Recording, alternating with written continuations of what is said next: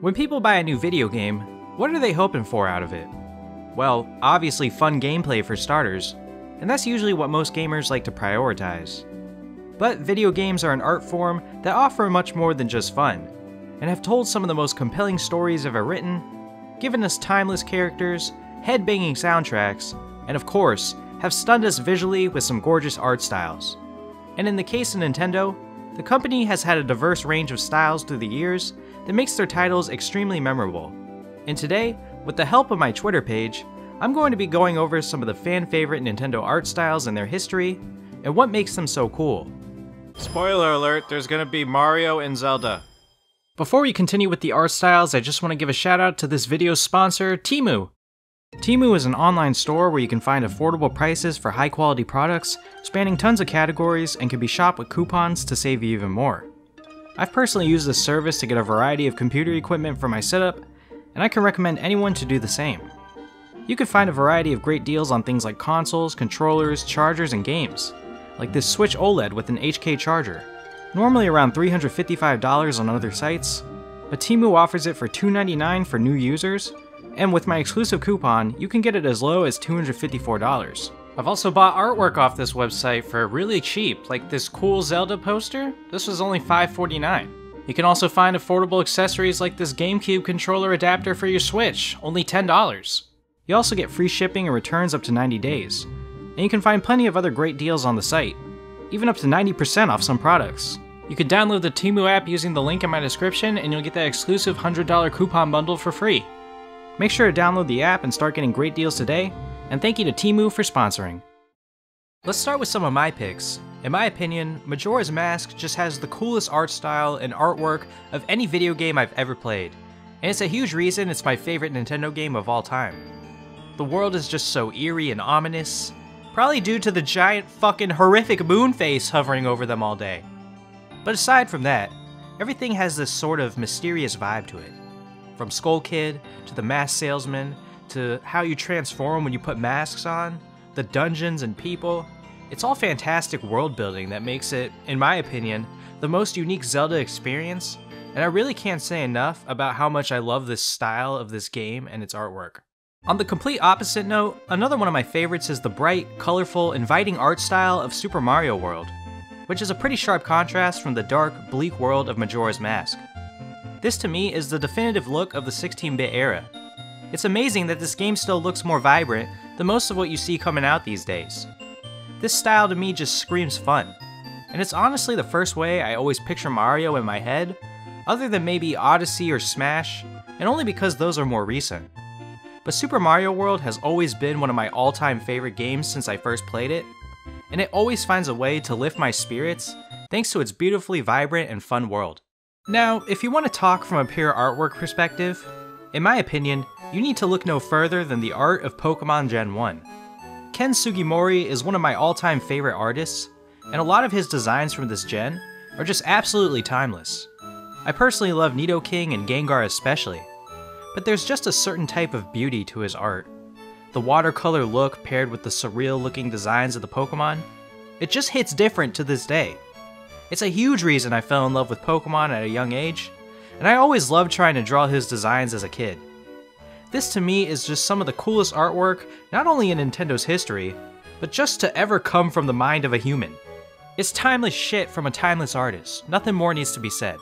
So now that I've given you guys some examples of my favorite art styles, it's time to turn to Twitter to hear the voice of the people. I asked my followers to give me their coolest art style and why, and I got a ton of responses, so let's take a look at some of the consensus favorites. Also, I know I tweeted this in like March, alright? I forgot that I had this video idea in the vault, okay? So let's just do it now. Wind Waker nearly edges out Breath of the Wild in art style for me. In my opinion, Wind Waker is really defined by two things: water and the art style. This is clearly the most one-of-a-kind look in the world of 3D Zelda, and it's been a fan favorite ever since its release, even getting a beautiful HD remaster along the way, and deservingly so, as its bright and cartoonish style really lends to the fun adventure aspects of Zelda, and we saw some shades of it in later games like A Link Between Worlds and the Link's Awakening remake. He's even called Toon Link in Smash, which has solidified this style as the signature cartoon Zelda of the series, and it's a great game to boot. Let's not forget. Well, if Majora's Mask is my favorite Zelda game, I think Ocarina of Time is probably my second favorite. It's got a timeless look to it, no pun intended. Honestly, for an N64 game, I think it's aged well. I can still go back to this game and enjoy it visually to this day, with epic cinematic moments to really show the scale of the world. Some fantastic character art as well. But Jesus Christ, did they do Ganondorf dirty in this one? What the fuck is that hairline?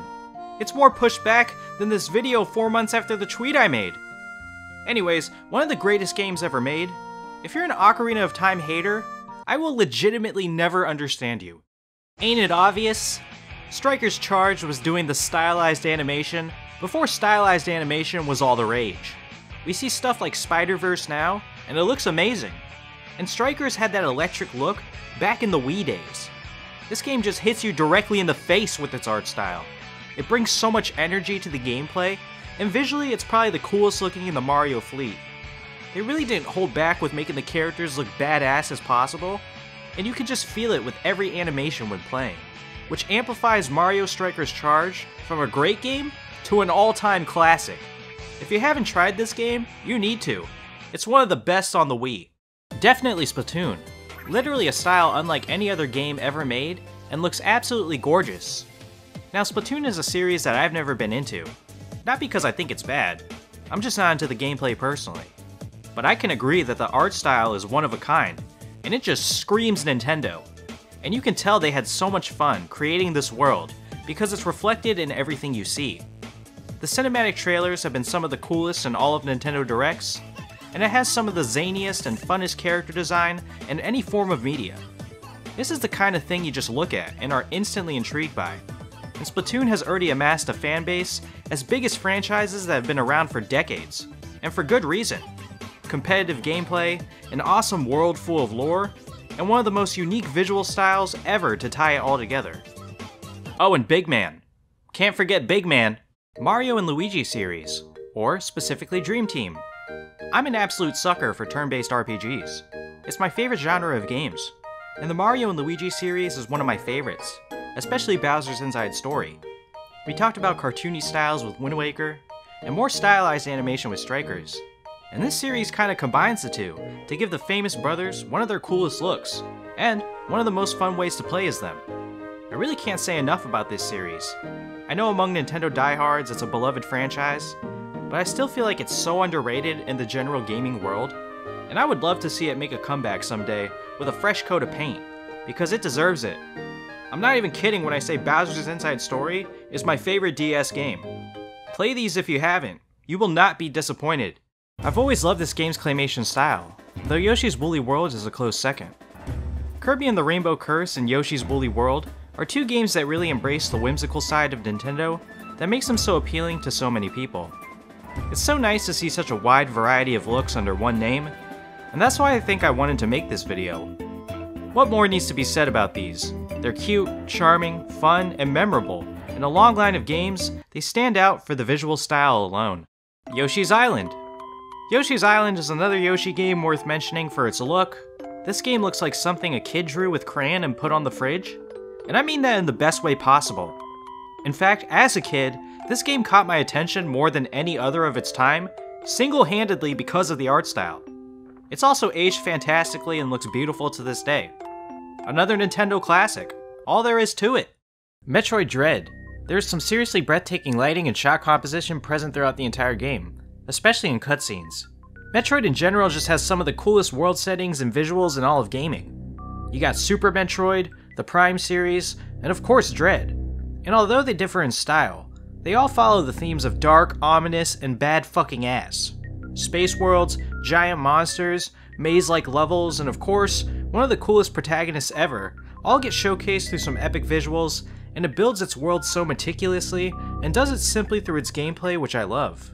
It's some of Nintendo's darkest stuff, a sharp contrast from so many of their other franchises, and they absolutely nail it in the art department. Here's another series that I think is really defined by its art and character design, Fire Emblem. It really captures that old world look, with shades of anime throughout to give its signature feel. Expressively appealing character design in every game, and I may be in the minority here, But I absolutely love the art style of Fire Emblem Engage. I think this series always nails the visuals. It's a huge reason why it's been around for so long, and continues to build a bigger fanbase with each new game. Did the hand-drawn style 10 years before Cuphead did, and it looks fantastic. Wario is so expressive and well animated. Wish this game got an HD remaster. This really is an underrated gem, not just in Nintendo, but in general. There's few 2D games that have animations this expressive. This game just gives me Saturday morning cartoon vibes, and it's a shame it's not more popular, to be honest. Super Smash Bros. Brawl. If you showed someone who doesn't know anything about Nintendo the Subspace Emissary cutscenes, it would probably be the Nintendo game most likely that they would mistake as a full-blown movie. This to me is the most impressive visual display on the Wii. It's a more mature look, and really captures the heart and soul of every character involved. In fact, many people consider Subspace to be Sakurai's magnum opus, and in terms of art and visuals, it still holds up as the coolest cinematic you'll find on a Nintendo console in my opinion. An absolute treat to witness, it's still to this day beloved by Nintendo fans across the world. And there you have it, some of the many awesome art styles in the world of Nintendo. We could cover more, but honestly, we'd be here all day. And thankfully, it doesn't seem like Nintendo has any plans of slowing down the visual innovation, with games like Mario Wonder still bringing fresh ideas to the table. Let me know your favorite Nintendo art style and why in the comments. And thank you to everyone who gave theirs on Twitter. You can follow me at IntroSpecktive for more. As always, thanks for watching, and I'll see you all in the next video. Have a great day. Deuces!